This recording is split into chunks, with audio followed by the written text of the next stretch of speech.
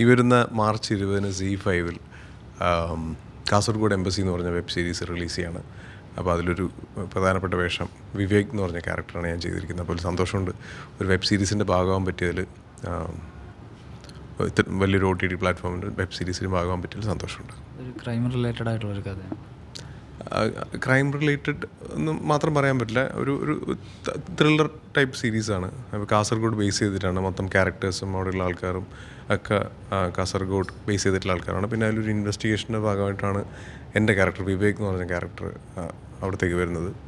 അപ്പോൾ നമ്മൾ ഈ പുറത്തുനിന്ന് കാണുന്ന പോലെ അല്ലാതെ അതിൻ്റെ ഡീപ്പർ സൈഡിൽ കാസർഗോഡ് എന്തൊക്കെ നടക്കുന്നു, അല്ലെങ്കിൽ ഈ കാസർഗോഡിൻ്റെ നമ്മൾ കാസർഗോഡ് ഒറിജിനൽസ് എന്ന് പറഞ്ഞ കുറേ ഈ പറയുന്ന പോലെ കറക്റ്റ് ഡ്യൂപ്ലിക്കേറ്റ് പരിപാടികൾ, പിന്നെ പാസ്പോർട്ട് ഫോർജറി പരിപാടികളൊക്കെ ബേസ് ചെയ്തിട്ടൊക്കെയാണ് ഈ വെബ് സീരീസ് പോകുന്നത്.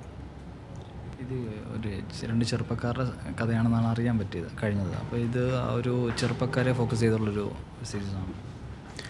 ഒരു കഥ പറയുമ്പോൾ ചെറുപ്പക്കാരെ മാത്രം വെച്ച് പറയാൻ പറ്റില്ലല്ലോ. എല്ലാ ക്യാരക്ടേഴ്സും ഉള്ള സിനിമയാണ്, അല്ല വെബ് സീരീസാണ്. അപ്പം അതിൽ ഇപ്പം മെയിനായിട്ട് സുധീഷ് ചേട്ടനുണ്ട്, റോണി ചേട്ടനുണ്ട്, ഒരുപാട് ആക്ടേഴ്സുള്ള ഒരു വെബ് സീരീസാണ്. പിന്നെ ദിനേശ് ചേട്ടനുണ്ട്. മലയാളത്തിൽ നമ്മൾ സിനിമയിൽ കണ്ട മെയിൻ സ്ട്രീം സിനിമകളിലുള്ള എല്ലാ ആക്ടേഴ്സും ഒരുവിധമൊന്നുമില്ല, മെയിനായിട്ടുള്ള കുറേ ആക്ടേഴ്സുള്ള വെബ് സീരീസാണ്. ഈ ഭാഷയൊക്കെ കാസർഗോഡിൻ്റേതായ ഒരു ഭാഷയാണോ? കാസർഗോഡ് അതിലുള്ള ക്യാരക്ടേഴ്സൊക്കെ കാസർഗോഡിൻ്റെ ഭാഷയാണ് യൂസ് ചെയ്യുന്നത്. ബാക്കിയുള്ളവരൊക്കെ ഇപ്പം എൻ്റെ ക്യാരക്ടർ ബാംഗ്ലൂർ ബേസ്ഡ് ആണ്. അങ്ങനെ പ്രോപ്പർ സ്ലാങ് ഒന്നുമില്ല, നോർമൽ സ്ലാങ്. പ്രേക്ഷകരോടുള്ള ഒരു രസമുള്ളൊരു ത്രില്ലിംഗ് വെബ് സീരീസ് തന്നെയായിരിക്കും. 7 എപ്പിസോഡ്സാണ്. അപ്പം എല്ലാവരും കാണുക.